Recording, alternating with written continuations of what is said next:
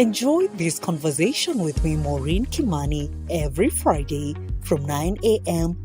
on our Health Corner show here at Capuchin TV. Your health is your wealth. A very good morning to you, dear viewer. Thank you for joining us on our Health Corner show right here on Capuchin TV with me, Maureen Kimani.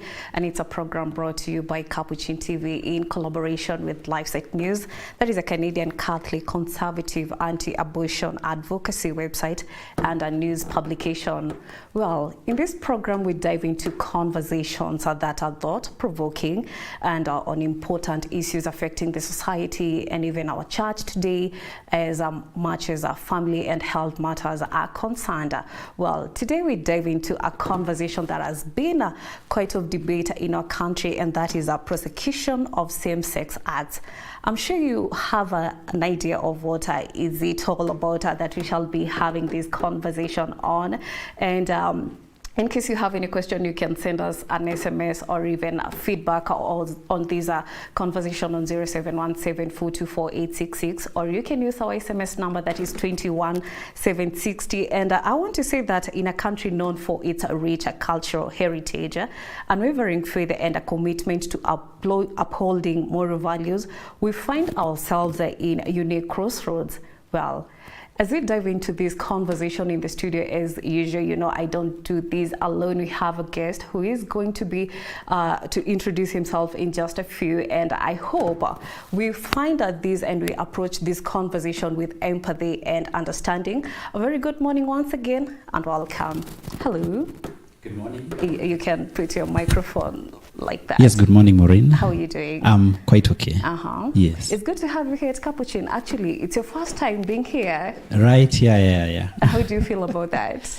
Well, being on television, well, let me say, it's really okay. Yeah, being the first time that I'm on TV also, I think it's something that's a new experience. But I also believe it's an opportunity for us to interact with the public, to hear and to see what contribution we can be able to make in terms of how the development the society appreciates some of the issues that concern individuals, concern the entire society, and are growing. It's a pleasure, yes. Thank you. Thank you so much for making time to our Health Corner program. Well, because so many people don't know you, as you said, it's your first time, kindly introduce yourself to the viewer, tell them who you are and what you do. My name is Mugambi Remigio Paul. I work as an advocate with a private law firm, Mudoga Gaturu and Company Advocates. But besides that, I'm also a member of the ProLife movement and Human Life International Kenya, which I joined about 1998, close to 20-something years ago. Yes. Okay. You mentioned about ProLife. So many people don't know what is ProLife. Could you just give us a brief of the term? Well, the term is as it speaks, pro-life. That's for life. We defend, promote, and protect life from the time of conception to time of natural death. And the reason it's coined that way is that you kind of appreciate in the contemporary society, there are so many issues that affect, human dignity, human rights. And for us, we kind of feel that there's a necessity for people to come together and try to build a pro-life culture, a culture that is sensitive to the dignity, protection of the dignity of life. Yes. Okay. Thank you very much, Mugambi, for that insight. Well, what has been the legal framework on this issue that is same-sex acts? Because I know there's been a debate in our country, of course, by church leaders, by the lawyers, and everyone in the society.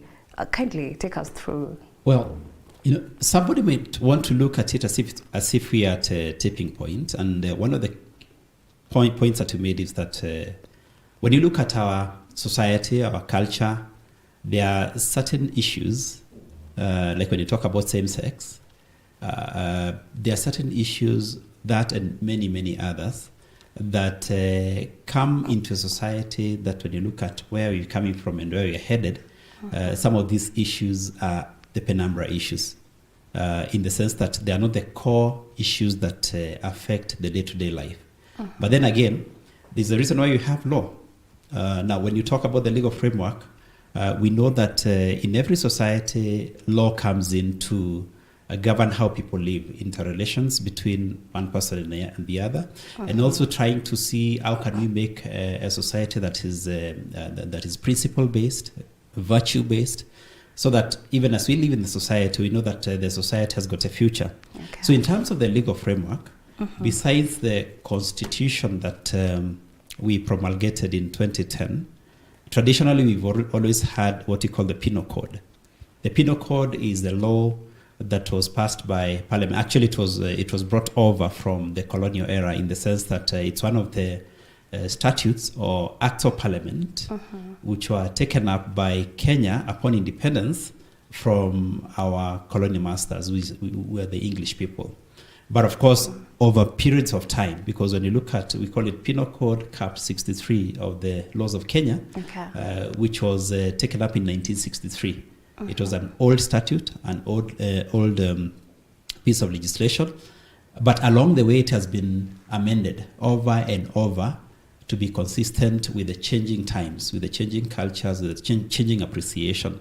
So we do have a legal framework under the Penal Code, which cites same-sex relations as offenses against morality. You find that under Chapter 15 of the Penal Code, and precisely Section 162, 163, and 165. When you talk about Penal Code, you talk about sections, you talk about legislation. At times that can sound very, very complicated or complex, but simply, you see, we do have directives or rules within which a society must be governed, and this is just one of them. So we are citing sections that speak to the topic that you're talking about, which is Section 162, 163, 165. So 162 does regard that what you call unnatural acts as offenses against morality, and the penalty for that is 14 years. If somebody is found guilty, they would be sentenced to 14 years. And then 163 talks about attempts. If you attempt to participate in that unnatural act with a man, either man between man and man, woman and woman, or a person and an animal, they are what the law, picking from the words of the section 162, regards to be an offense against public morality. Of course, when you look at it, you also want to note that when you talk about morality, morality is something that enables people to live in a society that that is, simply put, a good society. Yes. Right. True. So 162, 163, and then 165. That's a legal framework. So, as relates to say punishment and all that, or prosecution, what it means is that at the end of the day, if somebody has been found having committed that act, then a report is made to the police. The police take action, they do investigations, they put together the evidence, and then they take somebody to court, and the court will listen to the evidence against this person, and then eventually a punishment will be meted out. So that the framework of the statute, which falls under the Constitution, is what you can call the framework regarding the same-sex unions. Wow. Yes. That was well elaborated by you, and thank you very much. I'm sure the viewers have been able to learn a lot on that. Well, let's continue with this conversation. And what is the effect of the Supreme Court decision that was delivered back in February this year? Now, the Supreme Court, on 24th of February 2023, did deliver a judgment where it pronounced that a group that is called the LGBTQI could be allowed to register as an association. Now, what was at play before the Supreme Court was a case that had begun in 2013 by a group that had wanted to register as an NGO. And what happened is that normally under the structures of the laws that govern how we register associations, register companies, register businesses, there's a process which someone has to follow. So this group went to the NGO's coordination board and presented an application for registration as an NGO. And part of the process is that you have to make an application for reservation of the name, and normally you suggest 3 possible alternative names, which the board reviews, and guided by the law that allows or gives powers to the board to accept registration, then the board can accept or can decline to accept or refuse to accept. I'm trying to not use a lot of technical terms. So that now what happened is that when they presented the application for reservation of their name, part of the name says that it's an organization for gays and lesbians association and intersex and all that. So according to the NGO's board, they said that it is not possible to register a name or accepted name which mentions yourselves as gays and lesbians when we have a law under the penal code which says that certain acts are no offenses. So their application was rejected. So they went to the High Court. The High Court had their application or their petition in which they were challenging the decision of the board to refuse to accept the name. So the High Court delivered a judgment in which they said that now the NGO's board was wrong in not accepting the name, and the board appealed to the Court of Appeal. The Court of Appeal also delivered a judgment that upheld the High Court decision, and that's how now the case ended up in the Supreme Court. So at the Supreme Court, the court also just looked at the reasons for the board's refusal to accept the name against the arguments that were made by the group, and there were about 5 respondents to the appeal. And eventually the Supreme Court also agreed with the Court of Appeal, upholding 2 things that are key. Number one, that when you look at Article 36 of the Constitution, we say that we have freedom of association. And therefore, this group was saying that they have a freedom to associate and to register as an association. And therefore, their right to association was infringed upon or was breached by the board in refusing to accept their name. The second thing was the question of discrimination. Under Article 27 of the Constitution says that every person has got the right not to be discriminated against. And it does set a couple of factors that you look at if you are to make a claim that somebody has discriminated against you. And therefore, the argument by the group was that they felt discriminated by the board for refusing to accept the name which they chose to be registered under. And for that reason, they felt that they were discriminated against under the category of the factor of sex. But when you look at it, what was actually argued both in the High Court, the Court of Appeal, and the Supreme Court was the question of sexual orientation. And of course, that's the question that we are dealing with today. That is, you call it same-sex? Yeah, sure. Same-sex acts. Same-sex acts. Exactly. So that now the argument that you cannot discriminate against us because of our sexual orientation. But when you look at the Article 27, it doesn't specifically mention sexual orientation as a factor for consideration when you're considering whether somebody has been discriminated against. What it does mention is sex, gender of female or male, not the sexual orientation or sexual preference as defined within the legal, the legal frameworks and the societies that have had this issue going on for a long time. So my take, or when you look at it, then what the Supreme Court did was to kind of change the landscape of having or considering the issue of sexual orientation. Because, and of course, one of the things that you notice that when the Court of Appeal or the Supreme Court and even the High Court, when they were deciding this case, they did the decision in terms of what we call uneven numbers. There were 5 Supreme Court judges who sat on the case. 3 of the judges upheld. 2 of the judges wrote what we call a dissenting judgment. Dissenting means that, yes, we sat together as the 5 judges. 3 of us agreed to uphold the question that has been brought before the court, and 2 dissented in the sense that they gave reasons why they think that they shouldn't have allowed the registration of the association. So what I can say is that the Supreme Court did shift the landscape of how to view the question of sexual orientation. Yeah. All right. Thank you. I wanted to ask you about what does the Kenyan law talk about or even say about the freedom? And I think you touched a little bit on that. I don't know if you have something else to add.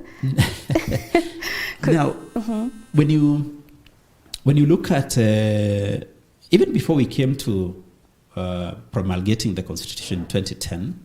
There has always been questions about the constitutional rights, the human rights.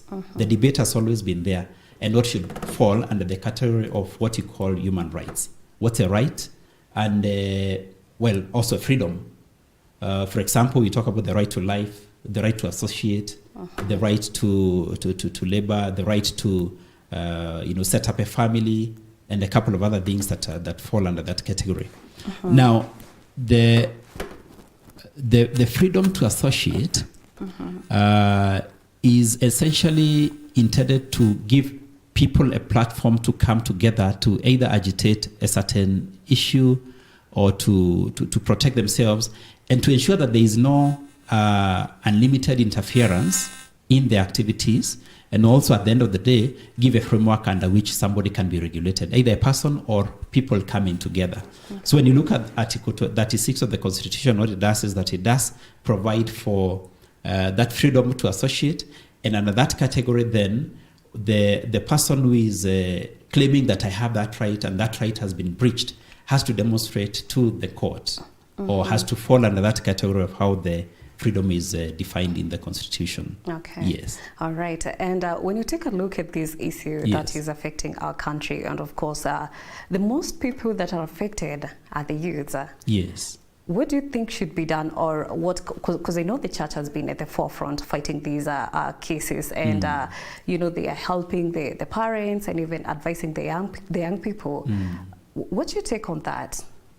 Now, there's something that I mentioned in my previous statement.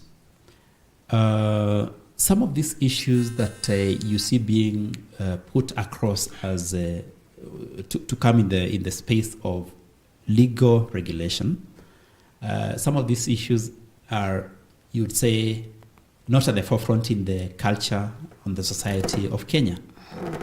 If you look through the news, read through newspapers and social media and all that, you will see that in other jurisdictions, that is in other countries, in other continents, this issue has always been there. For example, like the Uganda. like the case of Uganda. Yeah. And at the bottom of our hearts is a question of seeing then, how does the law respond? How does the rules under which we operate respond to these issues as they come across? Now, if you look at how it has happened in other countries, some of these groupings, they come with the intention of perpetuating certain of those, you would say, what you're now calling rights. And therefore, what would happen is that they would penetrate a society, and because the law does say that you cannot, then there's an attempt to see how do we then popularize. How do we make it popular? How do we make it? How do we even tamper around and see whether we can have the laws changed? Because if you look at it, there are so many other countries, like what the Supreme Court did in analyzing the case. There are so many countries which have changed course, whereby there were laws that prohibited certain acts, but then eventually, because of the change in the culture, the contemporary society changes, and therefore laws were changed. Now, in respect to our youth, then you notice that as you look at the landscape, the youth kind of provide a ready audience to some of these new things, as you'd say. In fact, if you look at the case of Uganda, there are even arguments that some of these groupings come with a lot of money to entice the youth, to make them, build peer pressure encourage the young people to join as if it's a fashionable thing and all that. So that now, when you look at the case of Uganda, when they were discussing the bill which was passed through Parliament and discussed as to whether they should allow or should not allow, the question was that when you make something law, there is something that you're passing. There's a message you're passing to everyone, and particularly to the youth. Now, this is something that is okay. It's something that is all right for you to do, to engage in, and all that. And therefore, the youth, I would say that the youth are a vulnerable category of the society, which would need protection. And therefore, if we were not to look at some of these actions or some the same-sex acts as something that needs to be put within some circumscribes of what the law says, then we'd be losing it because we can't be able to protect the youth from the penetration. Yes. Okay. Well, if you talk about the church has got its role. The law has got its role. The wider society definitely has got its role. And the role would be that let's look at the youth as people who need to be protected. Where something is made into law, which was not a law, then you're passing the message to them that it's something that's okay, because there is always that thinking that if something has been made legal, then it's all right. Okay. Yeah. All right. And I think I shared with you something before we just take a break. The Anthony Moheria, that is the Archbishop of Nyeri, Yes. talk. And he mentioned that we shouldn't hate on these people. We should hate the sin. And of course, even Pope talked about the same case on homosexuality. Because if you take a look at these people or even the persons affected, are our brothers, are our sisters. But the biggest question is, do we even approach it in a good way? Do you feel, is there any approach that we help even these people to know why are they engaging themselves? Like you talked about being enticed with money. Do you even take the background ourselves? From a societal point of view, it would be very difficult to actually even just put your finger on how the reaction is. But of course, we've had certain instances of violence against such people. We've had, the way we look at it as, look at it from the angle of individuals, family, then the wider society and all that. I think that one of the things that is normally lost out is that, and I think this is what the church normally takes as its possession, that these same-sex acts are usually acts of moral depravity. That somebody has been affected by an inclination, or they're affected by inclinations that are not in the natural category of how life is ordered. And therefore, it would be not fortunate, it would be unfortunate actually, were we then to look at the person who is suffering that kind of a depravity as a person who should be ostracized. That should not be the position. The position should be that these are people who should be received with a lot of concern. We should provide a safe haven for such people so that it's possible for somebody who is able to recognize that they have a problem that needs to be helped, that they are given a space to be assisted. Okay. Yes. All right. Yeah. Thank you very much. And I think with that, we're going to take a very short break. But when we come back, we shall talk about the criminalization of same-sex acts violate. And I know that MP Kaluma, that is from Homabay Town, has submitted some, parliament bill. In the parliament bill, that is a family protection bill. Yes. And maybe you can take us through about it and what's your take on that.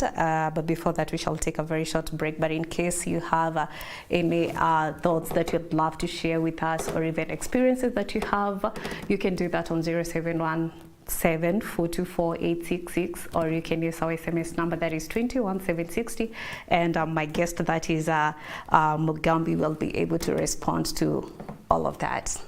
So stay tuned.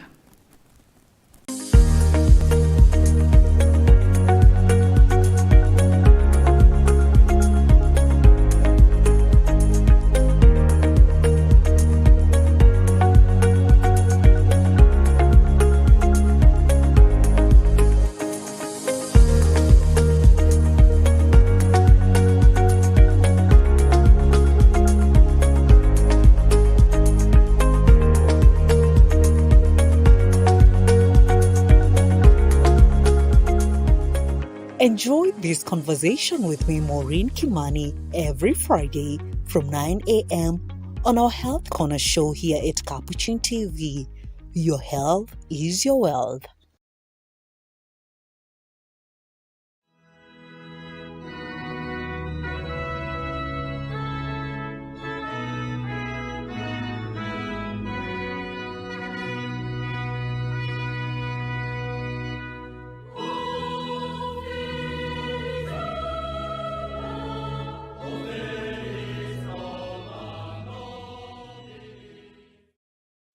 Una persona sin techo que muere en la calle nunca va a aparecer en la primera página de los buscadores de internet o de los noticieros.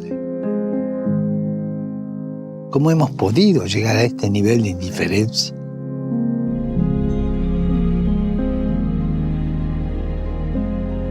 ¿Cómo dejamos que la cultura del descarte, en la que millones de hombres y mujeres no valen nada frente a los beneficios económicos, cómo dejamos que esta cultura domine nuestras vidas, nuestras ciudades, nuestro modo de vivir? Se nos va a endurecer el cuello de tanto mirar al otro lado para no ver esta situación. Por favor, dejemos de hacer invisibles a los que están al margen de la sociedad, ya sea por motivos de pobreza, independencia, enfermedades psíquicas o minusvalías. Centremos en la acogida, en acoger a todas las personas que lo necesitan. La cultura de la acogida, de recibir, de dar techo, de dar hogar, de dar amor, de dar calidez humana. Oremos para que las personas que viven al margen de la sociedad, en condiciones de vida infrahumanas, no sean olvidadas por las instituciones y nunca sean descartadas.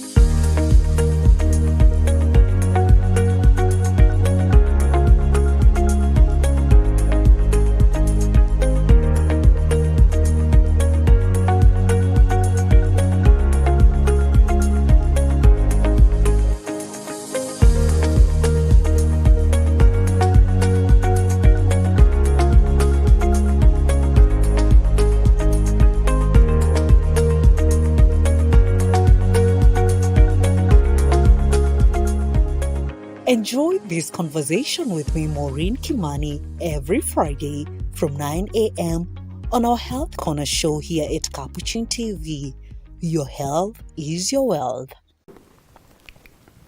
Welcome back, dear viewer, on our Health Corner program with me, Maureen Kimani, right here on Capuchin TV. And it's a program brought to you by Capuchin TV in collaboration with Lifesite News. Welcome back to those ones who are joining us right now. And in case you don't know what you're talking about, I'm sure you can be able to read on your screen down below. You can see our topic is a prosecution of the same-sex act. And in the studio, we have a guest that is Remigio Mugambi, who is an advocate. And in our first part, we've been able to talk about this legal framework in our country, and of course, as much as part this topic is concerned. Well, in this second part, we shall be able to tackle on the part, what does the church say about these issues affecting our society, and of course, we shall talk about the religious beliefs and the constitution in our country and criminalization of the same-sex acts. Welcome back, and in case you still have any question to our guest, you can do that on 0717424866, or you can use our SMS number, that is 21760. Welcome back. Welcome back, Mugambi. Thank you. Yes. It's a pleasure again. Yes. Well, let's continue with the conversation. What does the Constitution talk about the family protection? Kindly take us through on that. Well, one of the most profound things that happened with the Constitution that we passed in 2010 was that it tried to bring on board some of the legal pronouncements that are even at the international level.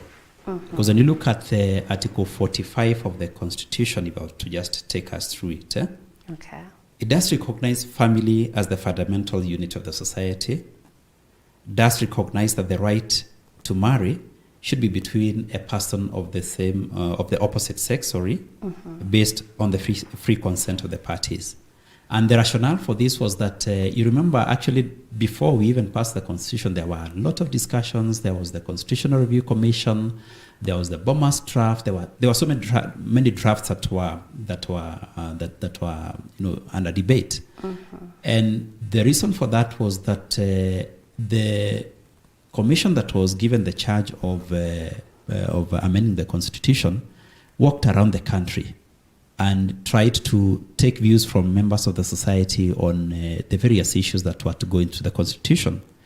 And for the Constitution then to cite these, amongst, of course, many other things that were cited, like we were discussing the freedom of association, the right from discrimination, and now this being one of them, and there are actually a couple of others, it should speak to us in a very profound way that we as a country, we wanted to put it across that family is very important in the society.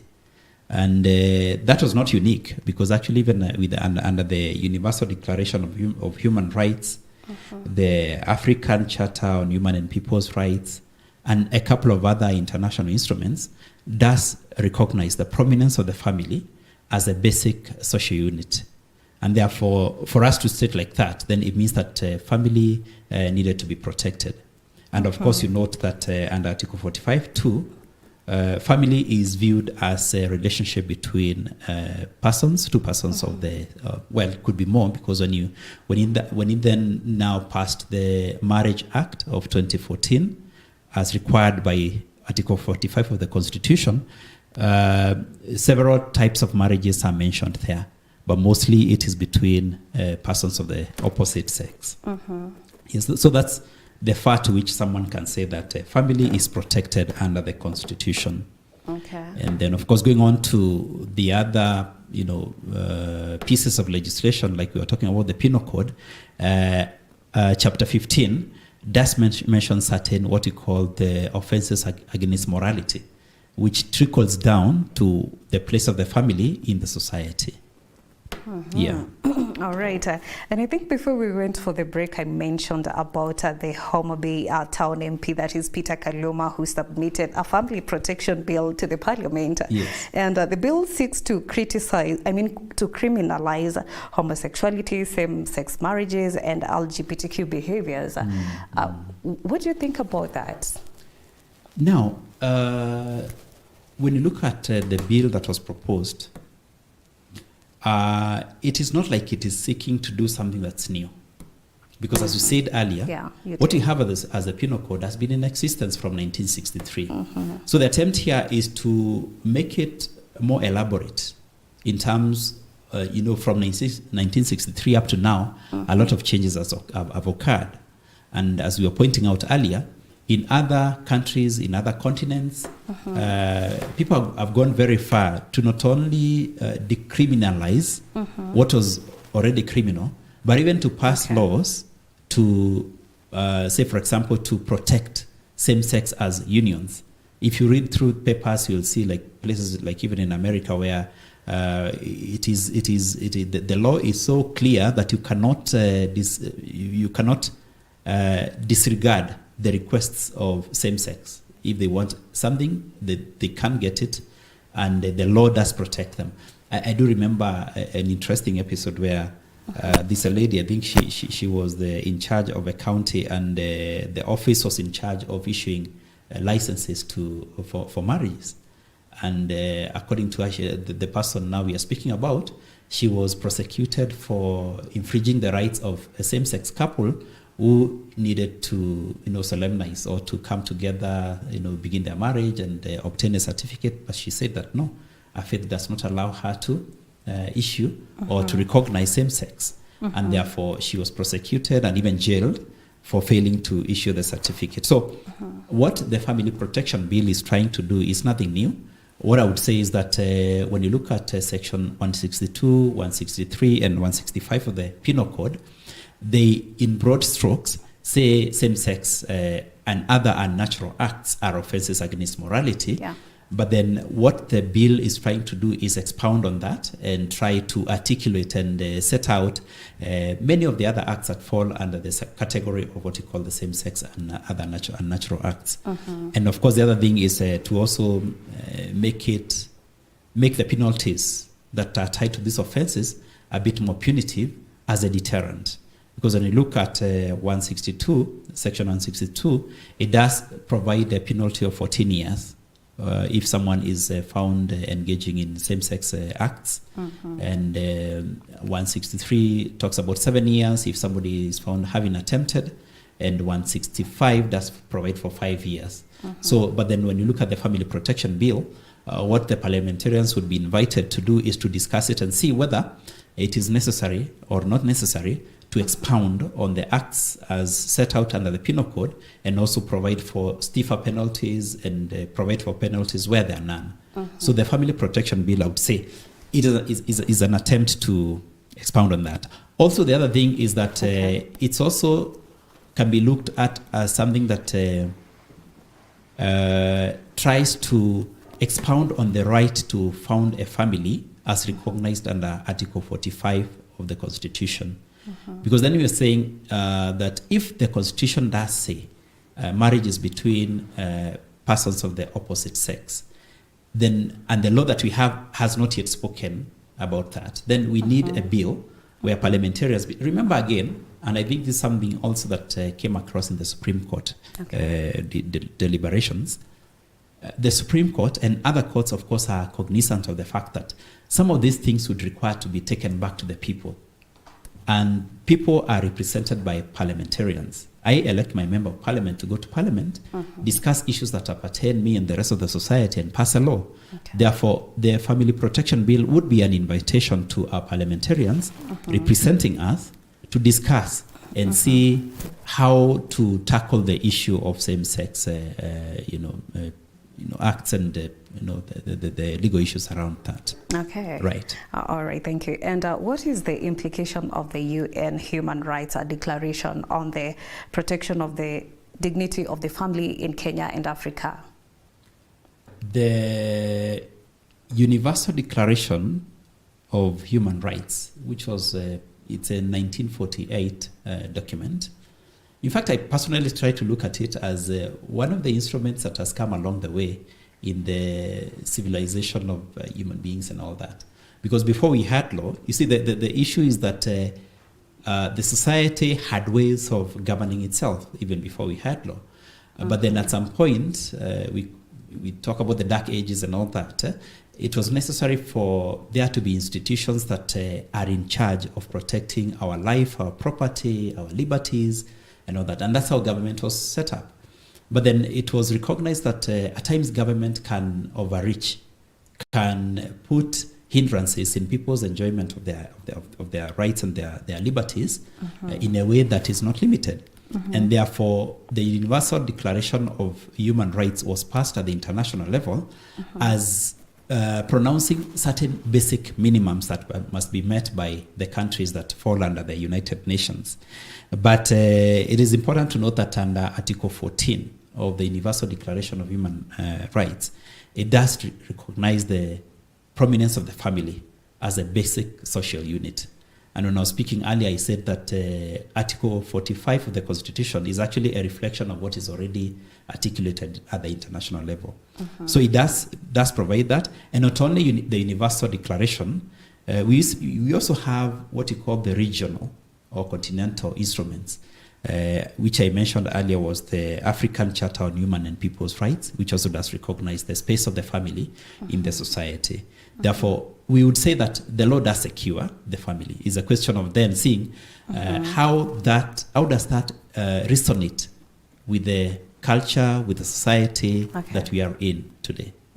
Yes. All right. And okay, let's do this. Being your first time here in a Catholic media station, yes, and I'm sure you have an idea of what media, that is the radio, the publications, and they can be able to do to pass out this information out there to people and to create awareness. What's your take? What do you think the role of the media or even the church at large should do? Okay.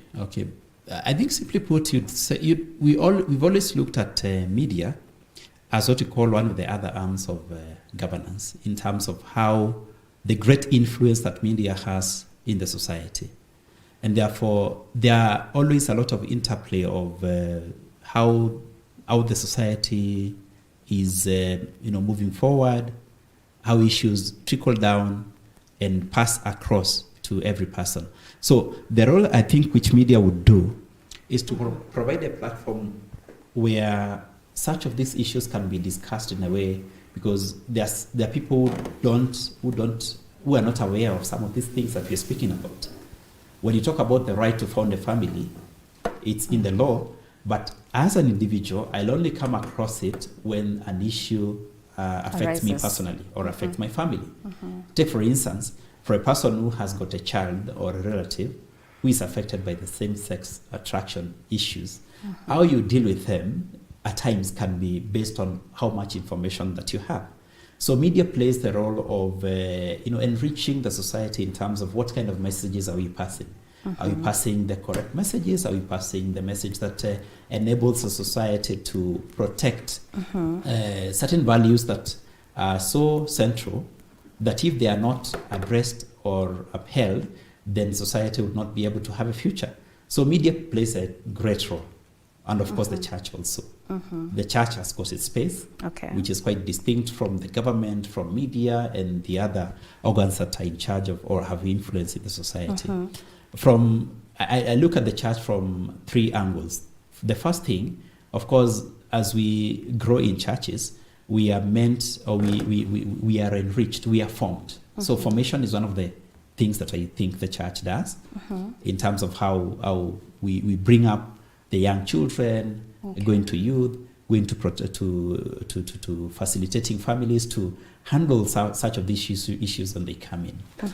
The second thing is the church is actually a great resource on documents that expound.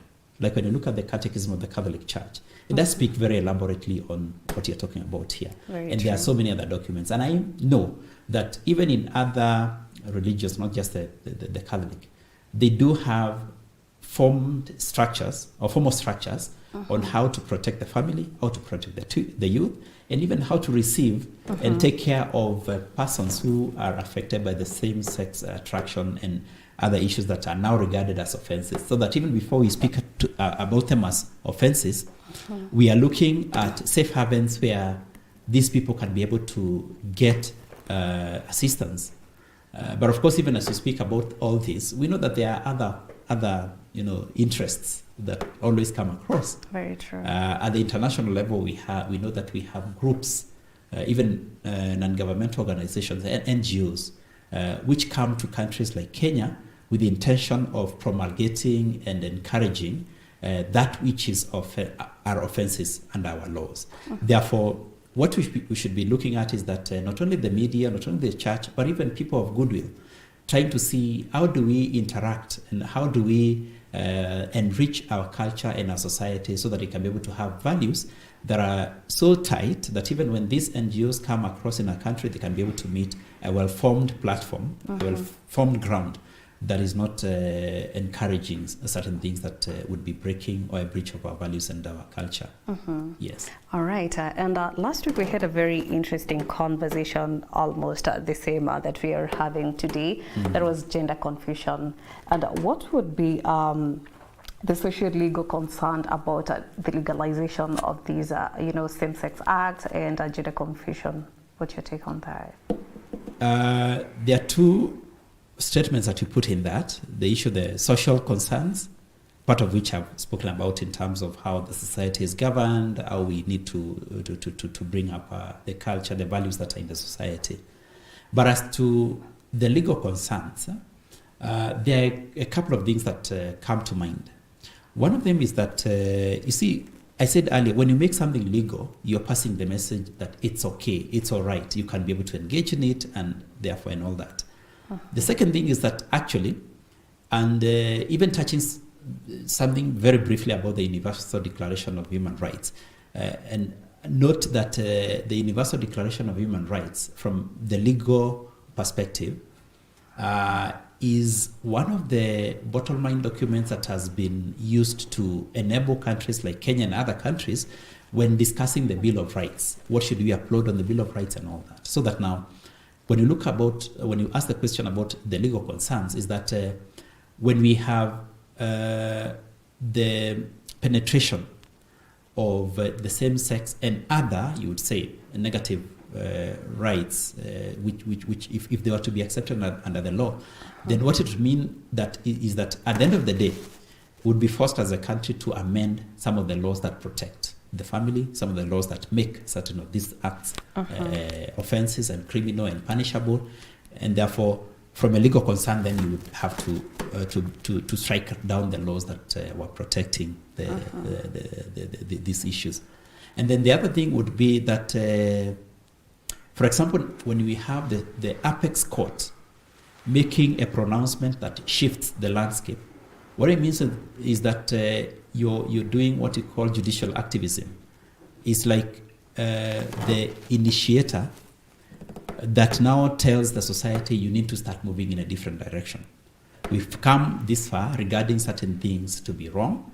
Therefore, when the Constitution pronounces itself, when the court pronounces itself that way, and remember, in the hierarchy of how courts make decisions, when the Supreme Court passes that kind of a law, it affects how the other courts of lower ranking pass judgments in cases that are brought to it. For example, when you talk about the prosecution of same-sex acts, if a person were to be prosecuted, then they would make reference to the Supreme Court judgment and say that, no, look here, the Supreme Court has actually said that you cannot discriminate me on the basis of my sexual orientation.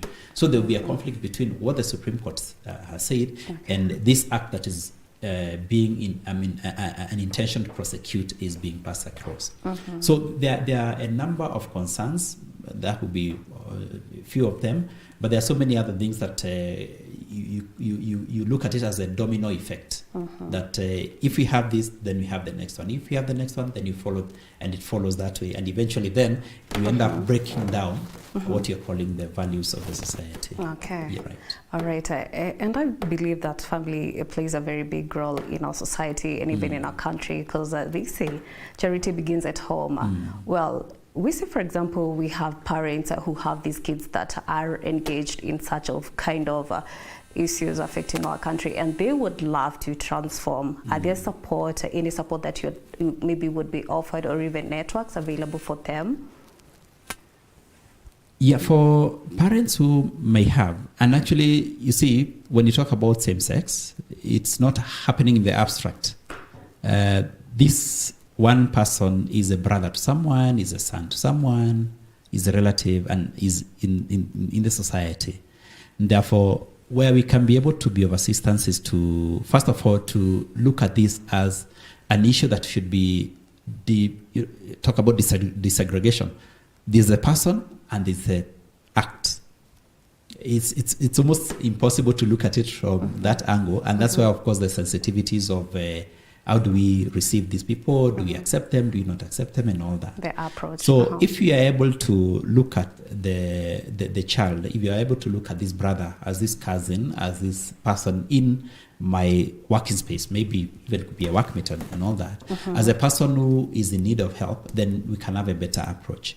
In terms of the structures for assistance, I'm very certain that in the churches that we have, there are havens and groupings where people can be able to be given help. And besides that, there's also counselors. There are many professional counseling associations and professional bodies who can be able to offer a service as a professional service to people who would be in need of being assisted to recover back. I mean, their natural way of expressing themselves. The only danger, and I would even say this as a parting shot, is that we do have in the society currently persons who are out to even win, encourage, and promulgate and perpetuate and even win, and even provide methods for people, including even children, in high schools and other places who may not be oriented in that way, but provide for them incentives to change and to join peer groups and be able to change their sexual preference to be of the same sex. Yes. All right. As you mentioned, your parting shot, and what about when it comes to the faith-based, manner? How can they, the parents, of course, the church, the people that are in charge of these young people in our society, the mentors, how can they approach these issue in a loving manner? My take would be that the first thing is to appreciate, from the point of appreciation. And earlier on I was saying that the church has always looked at the unnatural acts as acts of moral depravity, and that the person who is affected by this depravity is a person in need of assistance. So that if that message were to be passed across and you are able to appreciate it that way, then the parent or the person in the space of this person who is affected by this sex attraction would be listened to. That is, if they are willing. So that if they're willing to be listened to, and even us going out to reach out to them. Because of course, for a person who perhaps may be having a problem, they may not be able to identify themselves as a problem. So it would be us to go out to them, the parents, the associations that we have, the church, to go out to provide a safe haven where they can be able to be invited to come for conversation and be assisted. Yes. Okay, and as we wait for someone to confirm if we still have any question for you from our viewers, what do you think should the family do by playing the role to ensure that the dignity, the human dignity, is approached in a very good way, and of course the continuity of family, because we need a good society, as you said, and we need our leaders, the tomorrow, the young people who will be the president or the MP, all of that. What do you think should the family do at large to ensure that all these things are taken care of? Now, I know that at some point we discussed the family policy, and the family being the cradle of the society, where we bear children, we assist in formation of the children, then family should be really protected. And some of these things that we are dealing with today are an attack on the family, on reducing the esteem with which family should be looked at. So that now, looking to the future, you kind of look at the society as it is today. As having a lot of influences that tend to drive people, especially the young, away from looking at family as an institution that should be esteemed, they should look up to, they should look forward into to forming strong families where children can be raised and formed well. That's one of the things. So what I think is that, one, we should look at it from the angle that families should be protected. And then, for example, when you look at the policy, the family policy would be a document that even gives directives on how families should be protected and nurtured, how they interface with the other aspects of the society, the institutions. For example, if we even look at how the sector regarding employment and all that, how we regard the families. It should be something that should be at the heart of everyone, to see how to ensure that we have strong families, because without strong families, then we don't have a strong society. Right. Okay, and let me, a quick one. Do you think that people should do more, they should create awareness on this conversation and approach it in a better way with empathy and by helping these young people to understand that these issues are affecting us. It's happening in our country. It's happening even all over the world. That is globally. Do you feel that something should be done in terms of educating the young people? Yes, precisely. A lot should be done in educating and passing the message. And of course now, like for you, Maureen, here in the studio, you're doing a great service in terms of passing the message and letting people be aware of this as an issue, so that in as much as we can be able to create as many platforms as possible to create awareness of what this same-sex attraction is, what are the consequences. You know, some of the people who engage in perhaps may not even know the consequences, the implications that run down to, you know, several decades ahead.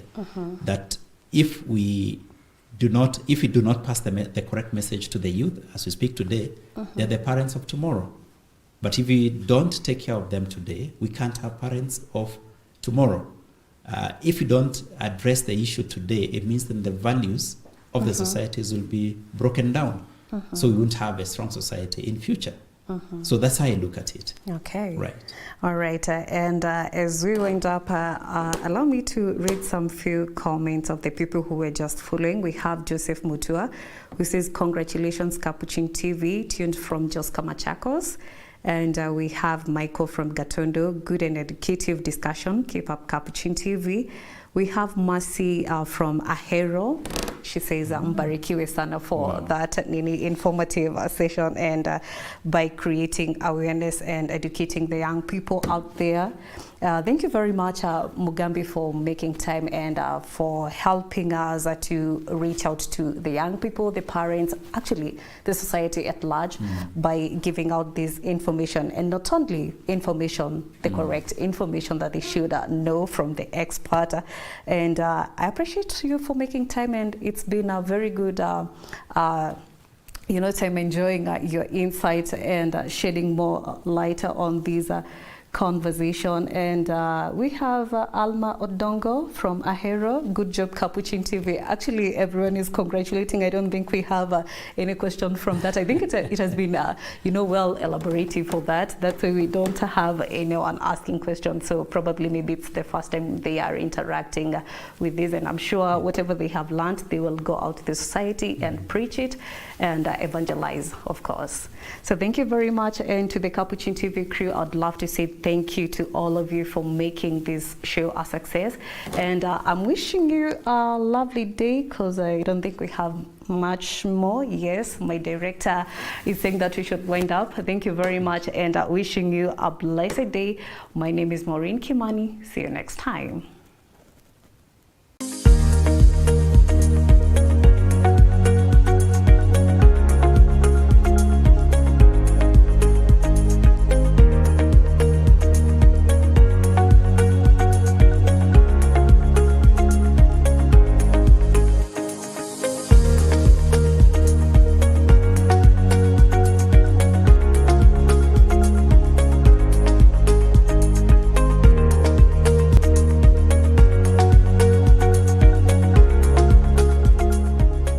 Enjoy this conversation with me, Maureen Kimani, every Friday from 9 a.m.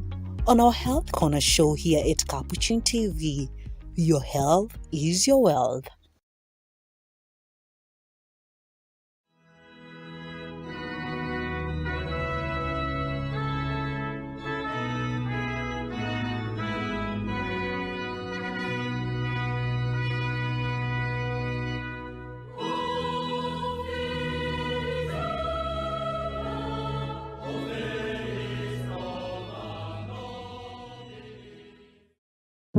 Una persona sin techo que muere en la calle nunca va a aparecer en la primera página de los buscadores de internet o de los noticieros. ¿Cómo hemos podido llegar a este nivel de indiferencia?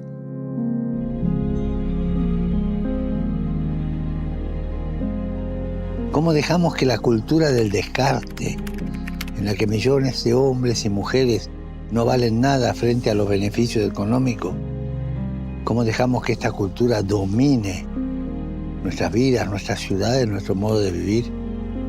Se nos va a endurecer el cuello de tanto mirar al otro lado para no ver esta situación. Por favor, dejemos de hacer invisibles a los que están al margen de la sociedad, ya sea por motivos de pobreza, independencia, enfermedades psíquicas o minusvalías. centremos en la acogida, en acoger a todas las personas que lo necesitan. La cultura de la acogida, de recibir, de dar techo, de dar hogar, de dar amor, de dar calidez humana. Oremos para que las personas que viven al margen de la sociedad, en condiciones de vida infrahumanas, no sean olvidadas por las instituciones y nunca sean descartadas.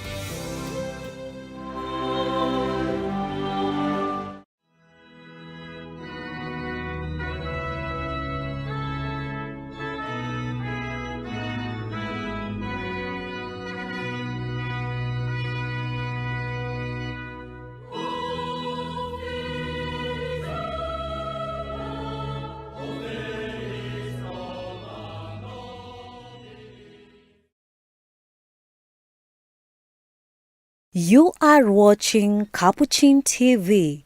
For any complaints, comments, or compliments on our programming, you can either write to us on info@capuchintv.co.ke or you can call us directly on 0717 424 866.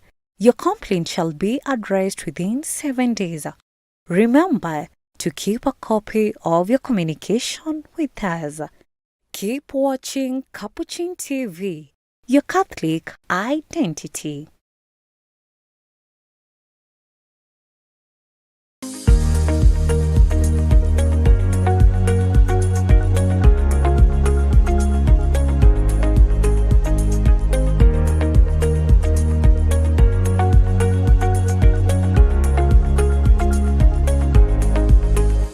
Your health and wellness are the most important things in your life. It impacts on how everything else happens and is perceived by you. Most of the times, do we give it much attention as we should? That's why Capuchin TV is bringing you this health program every Friday, starting from 9 a.m. to help you embark on the journey to wellness and living a healthy life. It is important to point out that mental health is more about wellness than sickness. Self-care is not selfish. Some of the factors that can make a big difference in health wellness are diet, enough rest, exercise, posture, and avoiding use of alcohol. Enjoy this conversation with me, Maureen Kimani, every Friday from 9 a.m. on our Health Corner show here at Capuchin TV. Your health is your wealth.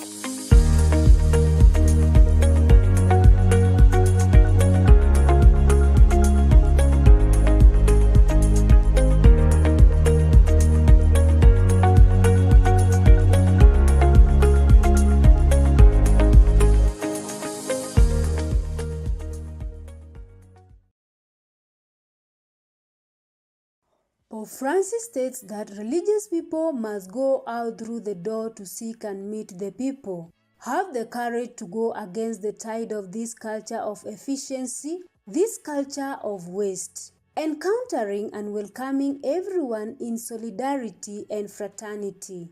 Consecrated to God, na wateule hawa upende kuwabariki na kuwatakasa. They are given to their brothers and sisters to bring the light of Christ wherever the shadows are darkest, to spread His hope to discouraged hearts. Missions of Hope is a program that highlights the services rendered by religious men and women in their efforts to render services in imitation of Jesus, their Master. Missions of Hope. We inspire, transform, and give hope. Missions of Hope with me, Sister Esther Muturi. We are going to highlight different apostolates and missions that are carried out by different religious men and women.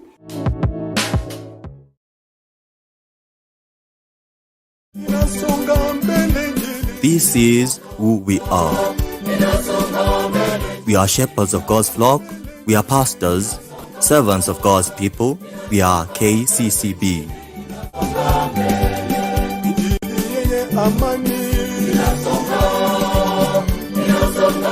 Kwa jina la Baba na la Mwana na Roho Mtakatifu. Amen. Amani iwe nanyi. Tujute dhambi zetu, tupate kujiweka tayari kutoa sadaka.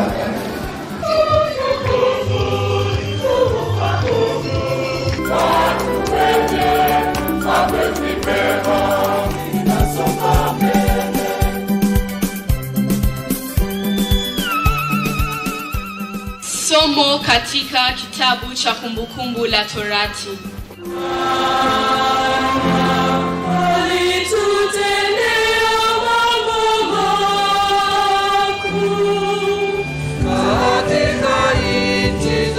We are fishers of men, priests in the order of Melchizedek.